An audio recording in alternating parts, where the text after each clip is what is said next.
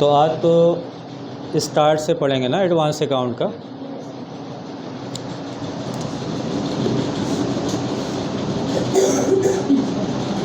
दिख रहा है ये एडवांस अकाउंट,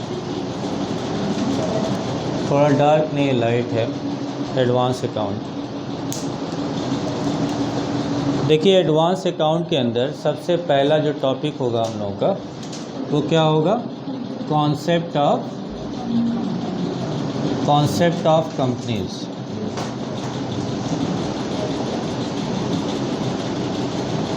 कंपनी किसे कहते हैं? तो कंपनी का मतलब क्या होता है? What is company? अगर हम लोग कंपनी को डिफाइन करें तो कंपनी का क्या मतलब होगा? हाँ, मतलब company is group of person या association of person united for common object to make profit. तो हम लोग कह सकते हैं कि कंपनी इज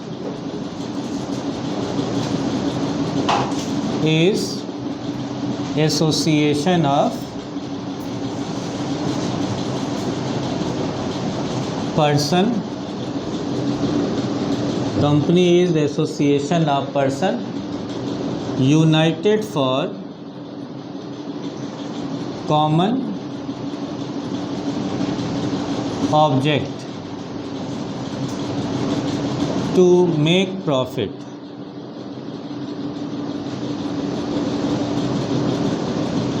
ये इसका मतलब हो गया कि कंपनी एक एसोसिएशन ऑफ पर्सन है, व्यक्तियों का समूह है, यूनाइटेड फॉर कॉमन ऑब्जेक्ट, और वो सारे लोग एक मकसद से क्या हुए हैं? यूनाइट हुए हैं। जैसे दो या दो से ज़्यादा लोग मिल के काम कर रहे हैं तो आपका कुछ अलग मकसद, उनका कुछ अलग मकसद, ऐसा नहीं है। सारे लोगों का एक ही ऑब्जेक्टिव है, कॉमन ऑब्जेक्ट। ऑब्जेक्ट मतलब ऑब्जेक्टिव है, और वो ऑब्जेक्टिव है टू मेक प्रॉफिट। उसे कंपनी बोलेंगे। अगर कंपनी का ऑब्जेक्टिव टू मेक प्रॉफिट ना हो तो उसे एनजीओ बोलेंगे, कंपनी नहीं बोलेंगे, नॉन प्रॉफिट ऑर्गेनाइजेशन। इसके अलावा कंपनियां जो होती हैं, जितनी भी कंपनियां होती हैं वो रजिस्टर्ड होती हैं कंपनी एक्ट 2013 के अंदर। कोई भी कंपनी होगी ना, ABCD जितनी भी कंपनी है वो सारी की सारी कंपनियां कंपनी एक्ट 2013 के अंदर रजिस्टर्ड होती हैं। ऐसा नहीं है कि खाली आप साइन बोर्ड पे लिख दो कि कंपनी तो मान लिया जाएगा, नहीं, उसे कंपनी एक्ट के अंदर रजिस्टर कराना पड़ता है। अब हर चीज़ की एक पहचान होती है, तो कंपनी की भी एक पहचान है, तो उसे बोलेंगे कैरेक्टरिस्टिक्स ऑफ कंपनी, या फिर क्या बोलेंगे? Features of company.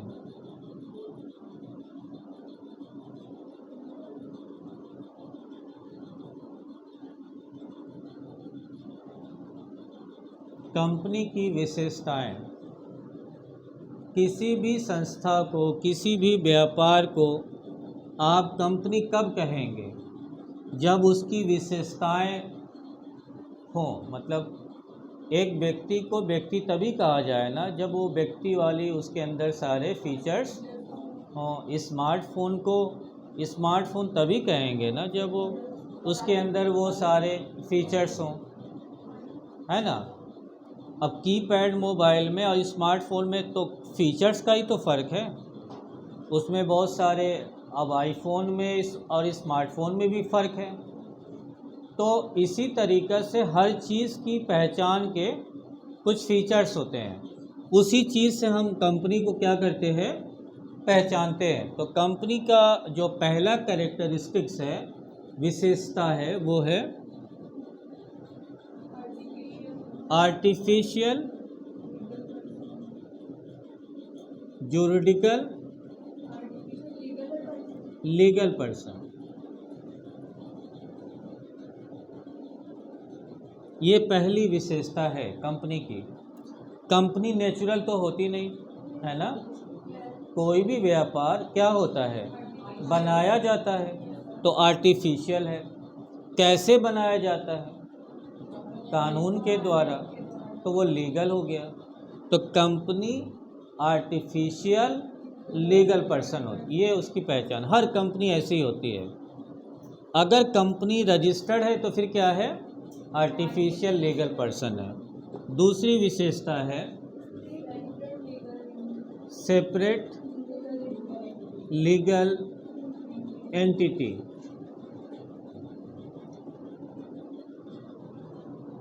सेपरेट का मतलब हम लोग जानते हैं पृथक या अलग, और लीगल मतलब वही कानूनी, यानी एंटिटी मतलब अस्तित्व, यानी हर कंपनी का कानूनी तौर पर अलग पहचान होती है।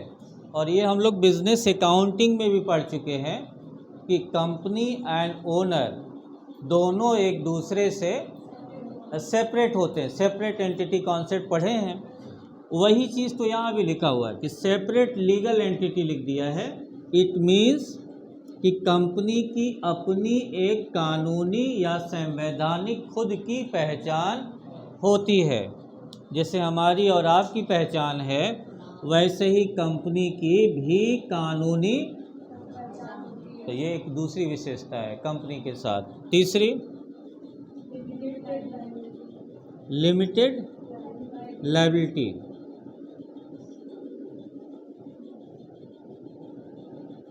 लिमिटेड लायबिलिटी का मतलब होता है सीमित दायित्व। सीमित दायित्व, लिमिटेड मतलब सीमित और लायबिलिटी मतलब दायित्व। यानी कंपनी के अंदर जितने भी मेंबर हैं सबके दायित्व जो है सीमित है। मतलब जिसके पास जितना शेयर है उसकी उतनी ही लायबिलिटी है। कहने का मतलब ये हुआ कि अगर किसी कंपनी में आपका 20% का इन्वेस्टमेंट है और कंपनी के पास अगर 100 रुपये की लायबिलिटी क्रिएट हो जाए,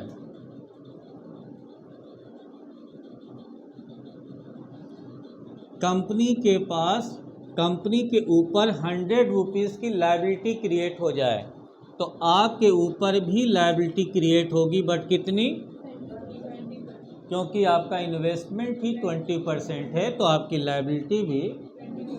हाँ, कंपनी को अगर प्रॉफिट होगा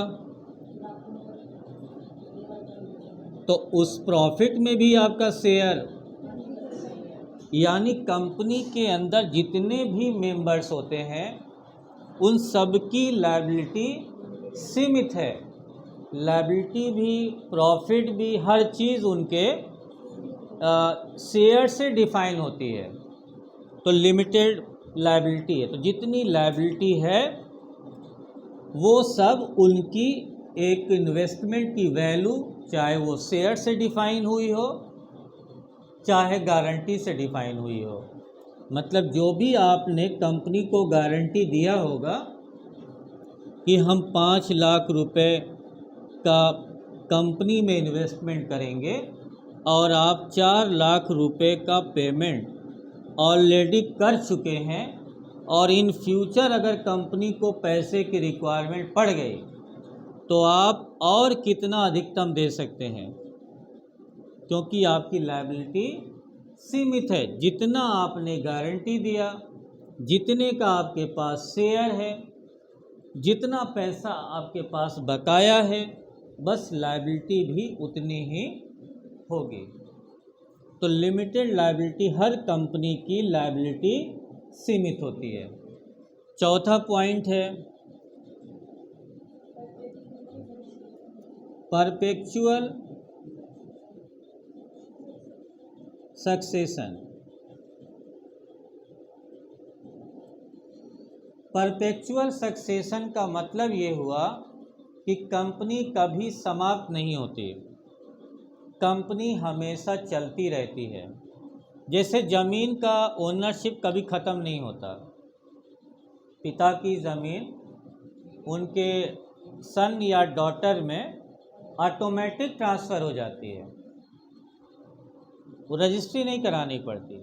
और ये एक पुश्त से दूसरे पुश्त पूरा कई वर्षों तक, जब तक आप बेच न देना, वो परिवार में खुद से ट्रांसफ़र होती रहती है। वैसे ही कंपनी में लोग आते हैं जाते हैं, लेकिन कंपनी पर उसका कोई असर, कंपनी चलती रहती है, क्योंकि लोगों ने कंपनी नहीं बनाया, कंपनी कानूनी रूप से बनाई गई है, तो लोगों के चाहने से बंद नहीं होगी। तो अगर कंपनी के सारे भी लोग छोड़ देना तो भी कंपनी कुछ नए लोगों का अपॉइंटमेंट करके फिर कंपनी को क्या कर सकती है, कंटिन्यू कर सकती है। इसीलिए तो इंडिया में इतनी पुरानी या पूरी दुनिया में इतनी पुरानी कंपनी है, तो जिन लोगों ने बनाया वो नहीं है, लेकिन कंपनी आज भी, जैसे टाटा कंपनी है तो आज़ादी से पहले की है, 100 साल 150 साल हो गए।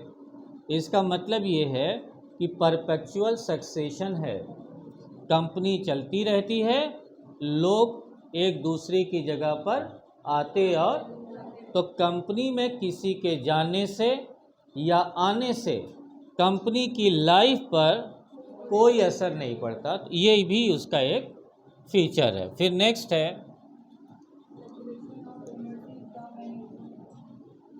Separation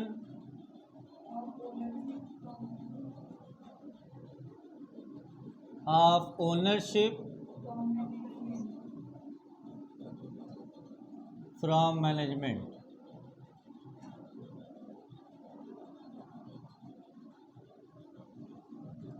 separation of ownership from management का मतलब ये हुआ कि कंपनी में जो लोग पैसा इन्वेस्ट करते हैं वो कौन होते हैं, ओनर होते हैं। और जो कंपनी को चलाते हैं वो कौन लोग होते हैं, मैनेजमेंट। तो दोनों के राइट या रिस्पॉन्सिबिलिटी या वर्क सेपरेट है। ऐसा नहीं है कि कोई व्यक्ति किसी दूसरे के काम में क्या कर दे, इंटरफेयर करे। जैसे यूपी का वो जो चीफ मिनिस्टर है, वो बिहार के चीफ मिनिस्टर को थोड़ी कुछ, मतलब वहाँ पे बिहार में थोड़ी कुछ कर सकता है। यानी कि रिस्पॉन्सिबिलिटी क्या है, सबकी। इसी तरीक़ा से किसी कंपनी में अगर बहुत सारे लोग हैं जिन्होंने मिल के पैसा लगाया, कंपनी को स्थापित किया, तो आपने किसी को बड़े पद पे बैठाया, बहुत सारे लोग काम कर रहे हैं, तो आप इंटरफेयर करे जा रहे, नहीं ऐसे मत करो, ऐसे करो, तो आप ऐसे नहीं कर सकते। अगर आपने उसको पावर ट्रांसफ़र कर दिया है तो वो पावर उसके पास है, आप उसे नहीं ले सकते।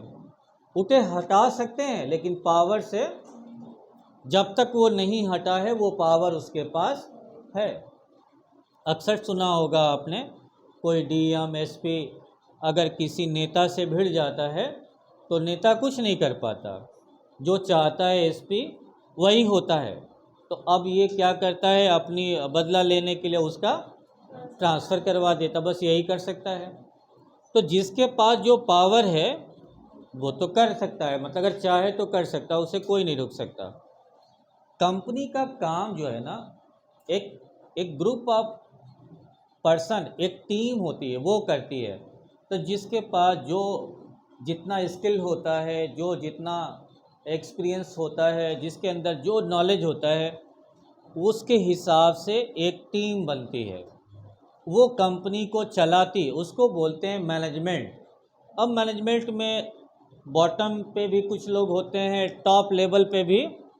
तो मैनेजमेंट में कई लेयर्स होती हैं, कुछ लोग बॉटम लेवल पे काम करते हैं, कुछ लोग टॉप लेवल पे, कुछ लोग मिड में भी काम करते हैं।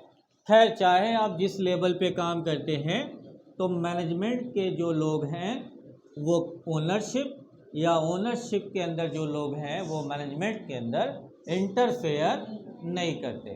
फिर नेक्स्ट है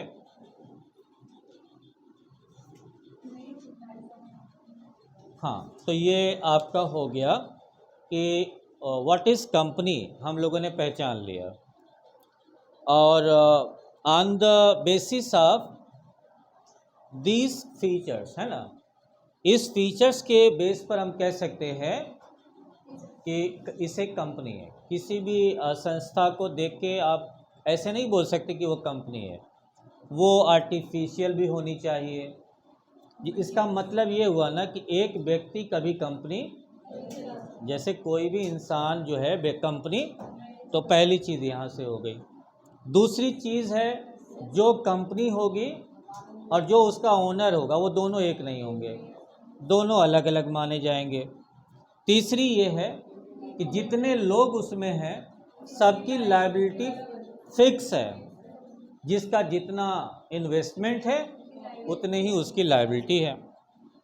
और परपेचुअल सक्सेशन, कंपनी कभी भी समाप्त, डिज़ोल्व, वाइंड अप नहीं होती। कंपनी हमेशा कंटिन्यू होती है, चाहे कंपनी के लोग छोड़ भी क्यों ना दे। अगला है नेक्स्ट पॉइंट कि कंपनी का जो ओनरशिप है और जो कंपनी का मैनेजमेंट है वो दोनों सेपरेट है और दोनों ही एक दूसरे के काम में इंटरफेयर नहीं करते।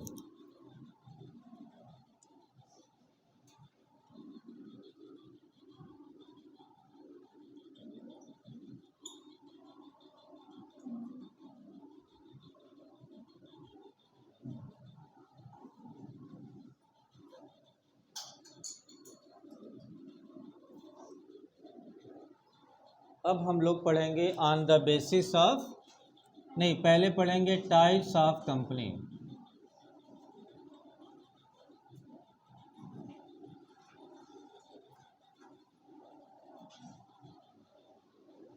टाइप्स ऑफ कंपनी यानी कितने तरह की कंपनी होती है। तो on the basis of formation, on the basis of formation,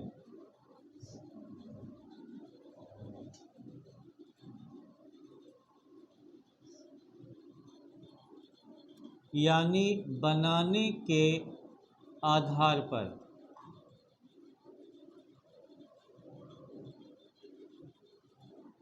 formation मतलब निर्माण करना होता है, बनाना होता है। निर्माण करने के आधार पर कंपनी का निर्माण करना। तो कंपनी दो ही तरीके से बनती है। एक कंपनी होती है स्टैच्यूरी,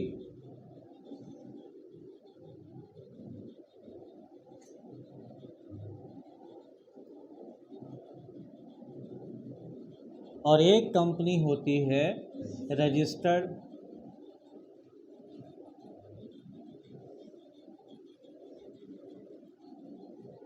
जो कंपनी लोकसभा, राज्यसभा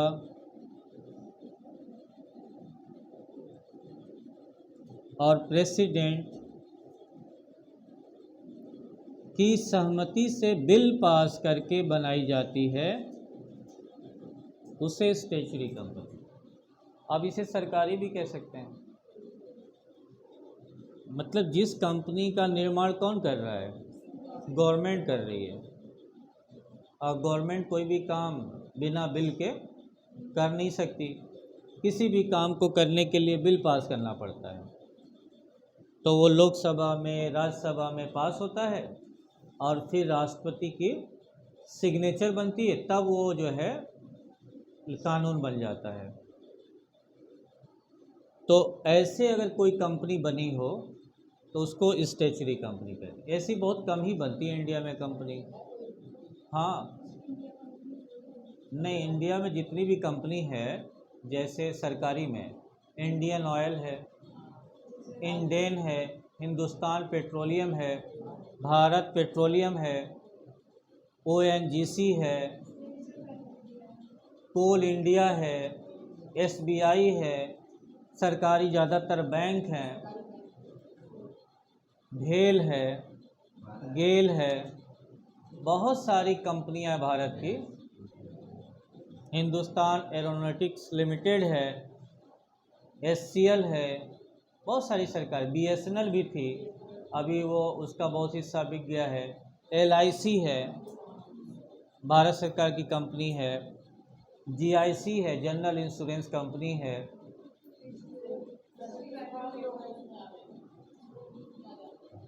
स्कूल नहीं आता, कंपनी के अंतर्गत नहीं आता।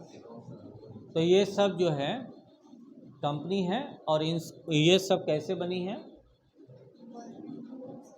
ये गवर्नमेंट उसे क्रिएट करती है। और बाकी जितनी भी कंपनियां हैं उनका निर्माण कंपनी एक्ट 2013 के हिसाब से उनका निर्माण होता है।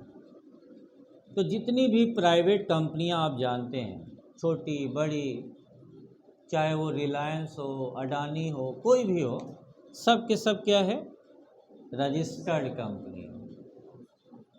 मतलब है, हाँ, जो सरकारी नहीं है वो सारी की सारी रजिस्टर्ड ही कंपनी है, चाहे वो प्राइवेट हो या पब्लिक हो, कोई भी हो।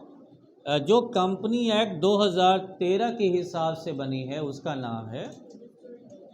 तो बनावट के आधार पर, निर्माण के आधार पर देखा जाए तो दो तरह की कंपनी होती है, एक हो गई स्टैच्यूटरी और एक हो गई, हाँ। अब आ जाते हैं हम लोग on the basis of liability, है ना। ये इसका मतलब हुआ दायित्व, दायित्व के आधार पर। तो दायित्व के आधार पर एक कंपनी होती है लिमिटेड बाय शेयर, दूसरी कंपनी होती है limited by guarantee.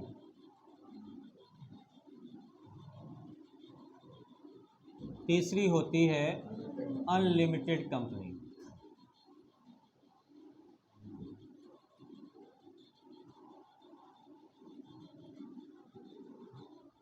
Limited by share का मतलब है कि अगर आप किसी कंपनी का 1000 रुपये का शेयर खरीद लें,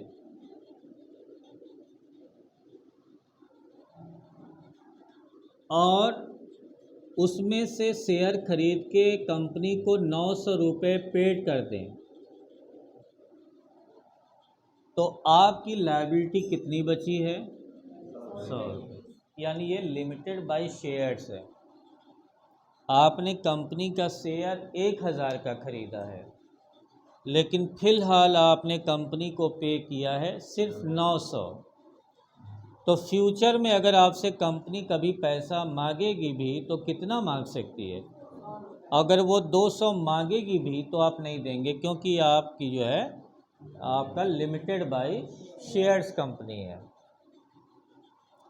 कुछ कंपनियां शेयर इशू करती हैं तो ऐसे होता है, और कुछ कंपनियां शेयर नहीं इशू करती हैं लेकिन लिमिटेड होती हैं, तो वो लिमिटेड बाय गारंटी होती है। तो उसमें क्या होता है, एक रिटेन एश्योरेंस होता है। मतलब आप लिखित रूप से ये आश्वासन देते हैं कि जैसे कि आपने 2 लाख रुपए ये गारंटी दिया कि हम कंपनी में 2 लाख रुपए क्या करेंगे, इन्वेस्ट, और शुरू में आपने 1.5 लाख रुपए इन्वेस्ट कर भी दिया, तो कितना बाकी रह गया। तो अगर फ्यूचर में कभी कंपनी आपसे पैसा मांगेगी भी तो आप देंगे कितना, क्योंकि आपकी लिमिटेड बाय गारंटी है, लायबिलिटी आपकी लिमिटेड बाय। और कुछ कंपनियां अनलिमिटेड होती हैं, इनमें कंपनी के जो भी शेयर होल्डर हैं उनके दायित्व असीमित हैं, कोई लिमिट उसकी नहीं है। वजह यह है कि जैसे नेटवर्किंग कंपनियां हैं, एमवे है, RCM है, जो नेटवर्किंग का काम करती हैं, तो उसमें अगर कोई मेंबर बनता है तो उसके ऊपर लायबिलिटी आ जाती है, कोई मेंबर छोड़ देता है तो उसकी लायबिलिटी दूसरे के ऊपर चली जाती है। तो लायबिलिटी क्या है, कोई लिमिट बहुत ज़्यादा भी हो सकती है और कम भी हो सकती है। हाँ, बैंक मतलब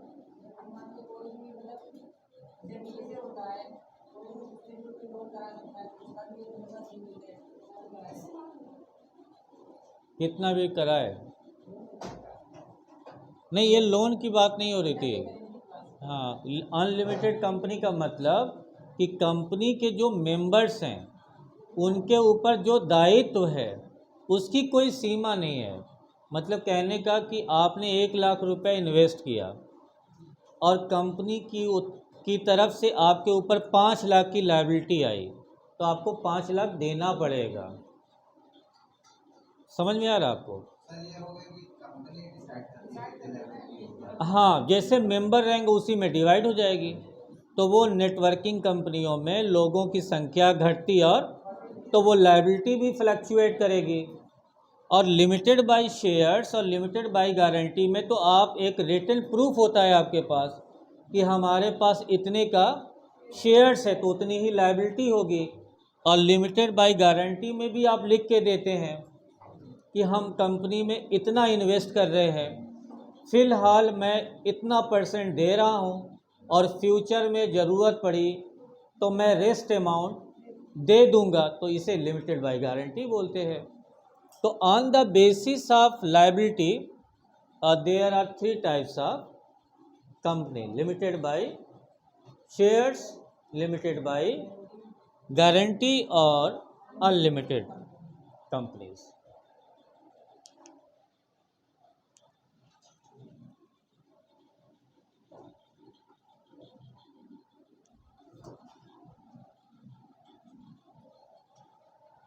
और तीसरा पॉइंट है एक और, on the basis of number of members.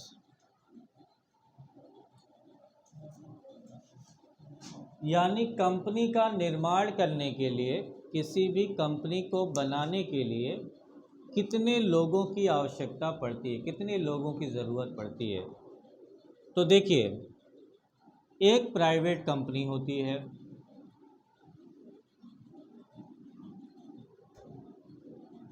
इसको प्राइवेट लिमिटेड लिखा जाता है। तो इसमें मिनिमम 2 लोग होने चाहिए बनाने के लिए, 2 लोग मिलके बना सकते हैं, और मैक्सिमम 200। ये हो गया प्राइवेट कंपनी। प्राइवेट कंपनी में 200 से ज़्यादा लोग, एम्प्लॉय नहीं, इन्वेस्टर्स, पैसा लगाने वाले। एम्प्लॉय तो ज़्यादा भी हो सकता है। दूसरा है पब्लिक कंपनी।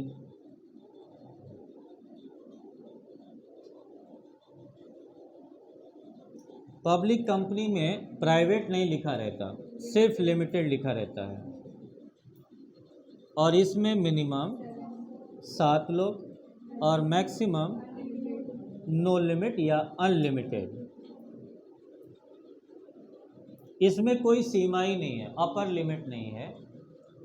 पब्लिक कंपनी में कम से कम 7 लोग और मैक्सिमम, मतलब ये कह सकते हैं कि दुनिया का कहीं का भी व्यक्ति इस कंपनी का मेंबर बन सकता है, शेयर खरीद लेगा, मेंबर बन जाएगा।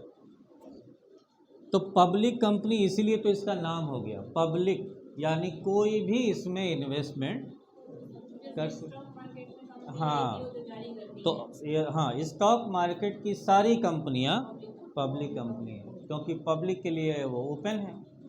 लेकिन वो पब्लिक कंपनियां भी प्राइवेट होती हैं, क्योंकि कुछ ही लोगों के पास 50% या उससे ज़्यादा शेयर होता है। जैसे रिलायंस कंपनी पब्लिक कंपनी है, क्योंकि कोई भी व्यक्ति रिलायंस का शेयर, लेकिन वो साथ में प्राइवेट भी है, इसलिए क्योंकि 50% से ज़्यादा शेयर उनके परिवार के पास है, तो इसका मतलब जो भी डिसीजन लेना चाहेंगे वो वही लेंगे। तो एक तरफ से कोई मेंबर भी बन सकता है और दूसरी तरफ से ये भी है कि कोई 50% की लिमिट को क्रॉस नहीं भी कर सकता है। तो इस तरीक़ा से एक सरकारी कंपनी भी पब्लिक कंपनी है अगर उसका मार्केट में शेयर इशू होता है। जैसे एसबीआई का स्टॉक मार्केट में शेयर है, लोग खरीदते हैं बेचते हैं, तो एसबीआई भी क्या हुई, पब्लिक कंपनी, लेकिन वो गवर्नमेंट कंपनी भी है। दूसरा, रिलायंस एचडीएफसी कैसी है, पब्लिक कंपनी, लेकिन वो प्राइवेट भी है। प्राइवेट इसलिए है कि गवर्नमेंट के पास शेयर कम है और पब्लिक के पास शेयर ज़्यादा है। पब्लिक कंपनी का मतलब ये बिल्कुल नहीं होता कि ऐसी कंपनी जो सरकारी हो, नहीं नहीं, जिस कंपनी का शेयर कोई भी खरीद सके वो पब्लिक कंपनी है। और एक तीसरी कंपनी है वन पर्सन कंपनी,